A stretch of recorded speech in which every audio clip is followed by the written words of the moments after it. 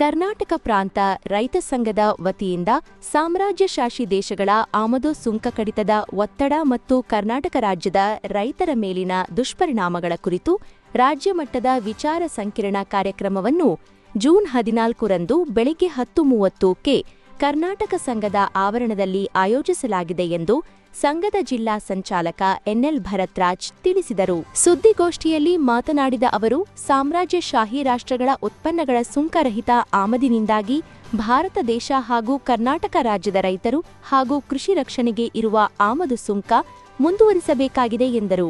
ಕೇಂದ್ರ ಸರ್ಕಾರವು ಅಮೆರಿಕ ಸೇರಿದಂತೆ ಮುಂತಾದ ಸಾಮ್ರಾಜ್ಯಶಾಹಿ ರಾಷ್ಟ್ರಗಳ ಒತ್ತಡಕ್ಕೆ ಮಣಿಯುತ್ತಿರುವುದು ಕಂಡುಬರುತ್ತಿದೆ. ವಿಚಾರ ಸಂಕಿರಣದ ಮೂಲಕ ರೈತರ ಮೇಲೆ ವಿನಾಶಕಾರಿ ಪರಿಣಾಮಗಳು ಉಂಟಾಗಬಹುದಾಗಿದ್ದು, ದೇಶದ ಅದರಲ್ಲೂ ರಾಜ್ಯದ ಕೃಷಿ ಉತ್ಪನ್ನಗಳ ರಫ್ತಿಗೆ ತೊಂದರೆ ಉಂಟುಮಾಡುವುದು, ಸಾಮ್ರಾಜ್ಯಶಾಹಿ ದೇಶಗಳ ಪಿತೂರಿ ಬಗ್ಗೆ ಚರ್ಚಿಸಲಾಗುವುದು ಎಂದು ವಿವರಿಸಿದರು.